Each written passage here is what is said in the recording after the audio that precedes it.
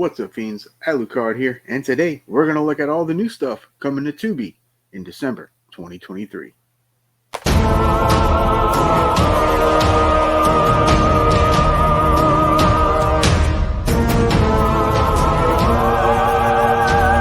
Alright, so first off, we're going to get to all the new stuff that's coming in December, and these have specific dates, so I'm going to give you those as well. So on December the 7th, we're getting a horror movie called Black Mold. When an auspicious photographer named Brooke encounters a stranger in an abandoned building, her traumatic memories resurface, and she must either find closure or let fear consume her. That is pretty much all I know. It does look fairly interesting and does have a fairly high rating on IMDb. So this one might be a sleeper. Definitely going to be checking this one out on December the 7th. All right, next up on December the 14th, we have Last Resort, starring John Fu. And it is about a former Special Forces soldier and his family is taken hostage in a bank robbery, and he must neutralize the perpetrators as a lethal toxin is stolen from the vault. It's also called Ultima Ratio. Then on December the 19th, we are getting a Mexican mystery horror movie called Mírame. It's about Lalo is a teenager tormented by the recent death of his father and being forced to move to an old house with his grandmother Elena. After taking his dad's old wristwatch, the ghost of a young girl begins to haunt him. Now, Lalo's life is in danger as he tries to unfold the mysterious ghost who keeps frightening him, hoping to stop her from dragging him for good. This one does sound pretty interesting. It has about a midway vote on IMDb, but I have seen some stills and stuff from it. It looks interesting enough. All right, and the next few I do not have posters for, so I'm just going to throw up the name of the movie. First up, on December the 21st, we have Forever Us. It's about a woman's perfect marriage is shattered when her husband falls for another woman, leading to secrecy and obsession and igniting a deadly showdown. And it is written by the one and only Marcus Houston, who used to play Roger on Sister Sister and also in the R&B group Immature. So I am definitely interested in seeing this one because, I don't know if I've seen anything written by him. So, it might be pretty interesting. Next up, we have a documentary which might be my number one watch on Tubi this month. It's called Satan Wants You. It tells the story of how the satanic panic of the 1980s was ignited by Michelle Remembers, a memoir by a psychiatrist and his patient. The book relied on recovered memory therapy to uncover Michelle's abduction by baby-stealing Satanists. What? I gotta see this. This looks insane, and it's based on a true story. I think this is gonna be nuts. Yeah, highly anticipated. And that one's coming to us on December the 22nd. Then after Christmas, we're getting another documentary, this time called Behind the Crime, Killer Ex-Boyfriend. So this one dives into the case of a Wisconsin father convicted of brutally murdering his ex-lover's new partner, a man whose body was never found. So if you're into true crime, this one might be for you. Then on December the 28th, we also have a movie called Out of Hand. And this one says, when an author and her husband escape to a secluded cabin to finish her latest novel, the fabric of reality unravels with murderous consequences. So it might be lifetimey. It might be, I don't know. It might be good. We'll see. And then finally for the new stuff, on December the 29th, we're getting Prepare to Die. This one's about a young man trains in the way of the martial arts to seek vengeance on the corrupt landowner who murdered his family. So you know me, I'm always down for a good kung fu movie. So we'll give that one a shot on the 29th. All right, and the rest of these are available now. They all came out on December the 1st, so that you can watch all the ones I'm about to mention from now on are already on Tubi. So These are either ones that I thought were interesting or ones that I actually recommend. So it's going to be a little mix of everything. So let's start off with the horror stuff, of course. First off, we have another new one called All Hallows Eve Trickster. And it says it's when a lost traveler on Halloween night comes across an isolated rural gas station, she thinks she's found her way home. Unbeknownst to her, the eerie gas station is the residence of a family of degenerate, devilish creatures. So yeah, it sounds slashery, but also sounds monstery. So I don't know. I don't know anything about it. It does look like, I believe it's an anthology movie as well. So it doesn't really give that away. And I guess it's part of the All Hallows Eve franchise that started with Art the Clown. Possibly. I don't know. But yeah, so All Hallows Eve Trickster. From 2014, we have Annabelle from the Conjuring series. A couple begins to experience terrifying supernatural occurrences involving a vintage doll shortly after their home is invaded by satanic cultists. Yeah, this is the first one. It's worth a watch, but the sequels are actually a bit better. But you know, it's the first one in the series, so you know. All right, and next up we do have Cabin Fever Parts 1 and 2. Of course, Part 1 is by Eli Roth. It's about 5 college graduates renting a cabin in the woods and falling victim to a horrifying flesh-eating virus. Yeah, it's a good little gross out horror movie. I haven't seen Part 2, but they are releasing Part 2 as well on the service, so go ahead and check those out. And they also have the entire Final Destination franchise on there, parts 1 through 5. So if you've missed any or you like them a lot, you can binge them, you can do whatever. Of course, it's about death coming after teenagers and whatnot. Pretty decent series. I've seen the first 3. I have not seen 4 or 5, so now I have the opportunity, thanks to Tubi. Next up, from 2017, we have It Comes at Night. Secure within a desolate home as an unnatural threat terrorizes the world, a man has established a tenuous domestic order with his wife and son. Then a desperate young family arrives seeking refuge. This is one I've not seen either, but I've heard decent things about this one. Let me know if you've seen this one, and let me know if it's worth a watch. And next up, we have 2 Friday the 13th movies. We have Jason Goes to Hell, The Final Friday, and Jason X. These 2 often get lumped together, and this time on Tubi is no exception. Jason Goes to Hell is, of course, the body snatching version of Jason, and then Jason X is, of course, Jason in space. That's the easiest way to put them. They both have redeeming qualities. I'm one of the few that do not hate Jason Goes to Hell. I really enjoy it. I even got to chat with director Adam Marcus at one point on the Midnight Society with Have Cheetah Will View. So I'll leave that link in the description box below. So go ahead and check out that interview. And next up, we have Rob Zombie's Halloween 1 and 2. Yep, both Rob Zombie's Halloweens are going to be on there. The first one is excellent. I really, really enjoy his version of the original story. It's got lots of backstory about Michael and whatnot. And then 2 kind of continues from there, but he adds a whole different layer to it. I'm not as big a fan of 2. It has some interesting moments, but overall, meh. But they're both on there, so you can give them a watch. So next up, from 2012, we have Silent Hill Revelation, which is part 2 of the Silent Hill movie series.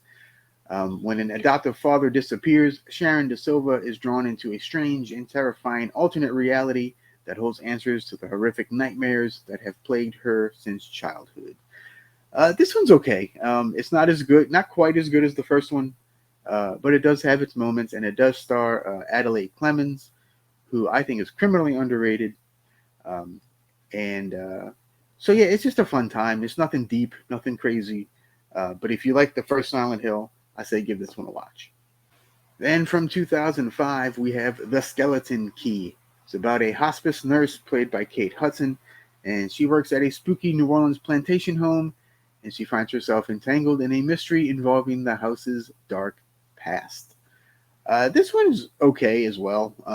The main reason I like it is because it was filmed in places that I've actually been to, so that's the draw for me personally.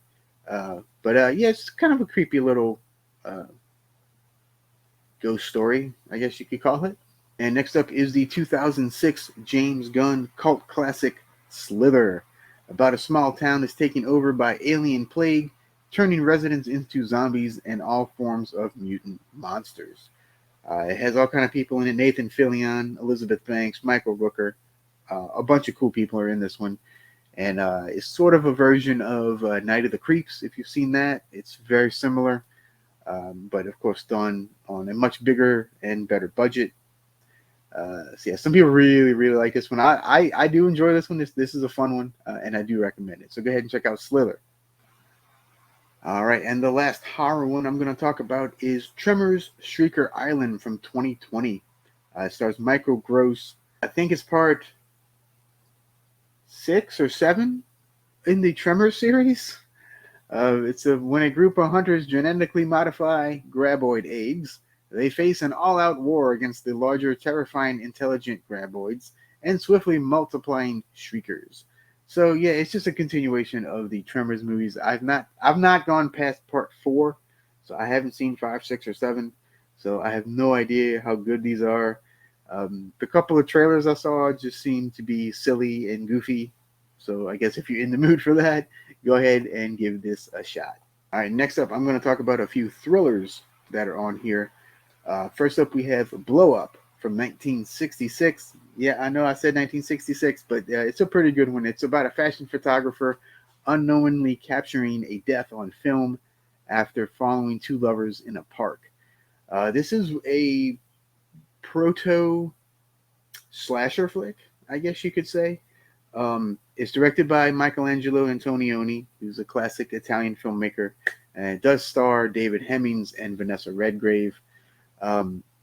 Really interesting, early, sort of Hitchcockian type of movie. So yeah, check this one out if that sounds interesting to you. All right, next up from 1995, we have Copycat. It stars Sigourney Weaver, Holly Hunter, Dermot Mulroney, and Harry Connick Jr. This one's about an agoraphobic psychologist and a female detective. They must work together to take down a serial killer who copies serial killers from the past. I really enjoyed this one way back when. I haven't seen it in probably 25 years at least. But from what I remember Harry Connick being pretty good in this one. So yeah, let me know what you think about this one if you've seen it. Next up, we have the Martin Scorsese 2006 already classic, The Departed. Stars Leonardo DiCaprio, Matt Damon, Jack Nicholson, Mark Wahlberg. Everybody's in this movie. It's about an undercover cop and a mole in the police attempting to identify each other while infiltrating an Irish gang in South Boston. If you haven't seen this, what are you doing? Go watch it right now. Scorsese's the man. Yeah, I can't not say that. Next up from 1993, we have The Good Son, starring Macaulay Culkin and Elijah Wood. This one's about a young boy staying with his aunt and uncle and becoming friends with his cousin, a boy of the same age who shows increasingly signs of violent and psychotic behavior. It's basically The Bad Seed, remade in the early 90s with Macaulay Culkin. Really good, really intense. Macaulay Culkin's great. Elijah Wood's great. It's a great movie. Highly, highly recommended.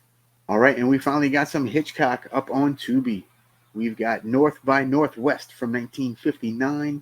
It's about a New York City advertising exec going on the run after being mistaken for a government agent by a group of foreign spies. And of course, he falls for a woman whose loyalties he begins to doubt. Stars Cary Grant, Eva Marie Saint, James Mason. It's an absolute must if you're a Hitchcock fan or a thriller fan. And they've actually added one more Hitchcock movie, 1951's Strangers on a Train, starring Farley Granger, Ruth Roman and Robert Walker. This one's about a psychotic man trying to forcibly persuade a tennis star to agree to his theory that two strangers can get away with murder by submitting to his plan to kill the other's most hated person. Really intense, really great movie here. I don't want to say too much about it. There's some film noir elements. It's just really good. Check it out. Again, highly recommended. All right, and believe it or not, I do have some holiday recommendations for you as well. First up, we have Adam Sandler's Eight Crazy Nights. It's about Davy Stone, who's an alcoholic with a criminal record, and he is sentenced to community service under the supervision of an elderly referee. Davy is then faced with trying to reform and abandon his bad habits. That's sort of a good way to explain it. It's just a really funny little animated like Hanukkah movie. Yeah, it's really good. I try to watch it at least every couple years. Yeah, it's just funny. And I'm not even the biggest Adam Sandler fan, so that's the funny part. All right, and another holiday classic. Well, it's classic to me at least. That I really like to recommend a lot because a lot of people have not seen it. Is 1994's Trapped in Paradise. It stars Nicolas Cage, John Lovitz, and Dana Carvey. I'm a huge Dana Carvey fan, so of course I had to see this. I actually have the DVD of this. I watch it probably at least every other year. Yeah, it's really funny. It should be a cult classic, even though it's probably not yet. It should be though because it's fantastic. If you like stuff like The Ref and stuff like that, this is the movie for you.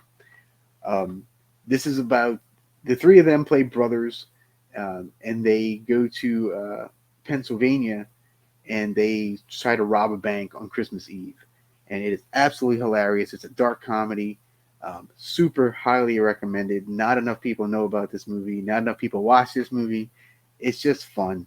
It's a good time. And the last Christmas Eve one that I will recommend is called Tokyo Godfathers, directed by Satoshi Kon, who directed my favorite anime of all time, Perfect Blue. This one's more of a drama slash comedy, I guess. This one, it does take place on Christmas Eve, and it's about three homeless people living on the streets of Tokyo, and they discover a newborn baby among the trash, and they set out to find the parents. Really, really great animated movie here. Satoshi Kon was one of the best anime directors. I kind of put him alongside Hayao Miyazaki. Different types of things, of course, but I kind of put him fairly close to his level. Miyazaki's just the god of anime, but Kon is very, very close. And I do highly recommend Tokyo Godfathers. If you haven't seen it, please check it out and let me know what you think. And there are a few others that Tubi has put up again, including Goodfellas. The first three John Wick movies are on there now. Kill Bill 1 and 2. Mean Streets, which is another Scorsese classic. Once Upon a Time in Mexico from Robert Rodriguez, another classic movie. Also, a few sci-fi films like After Earth, Conan the Barbarian, the original, Constantine, Cowboys and Aliens, Jack the Giant Slayer, all that stuff's on there. And two more I'll recommend. Actually, a couple more. They have the entire Friday trilogy on there. I know the first one is, of course, the best. So if you're going to watch one, watch the first one. But the Friday movies are on there. And Straight Outta Compton is on there, too. Really great biopic about NWA, the group, not the wrestling organization. Let me point that out. So that is the new stuff and some stuff that I recommend that is currently on Tubi in December of 2023. So let me know if any of those sound interesting to you, especially the new stuff. What are you going to watch? What have you watched? If you've watched any of them, let me know what you thought of them. Love to know what you think. And until next time, adios, Bella Lucy. Down there.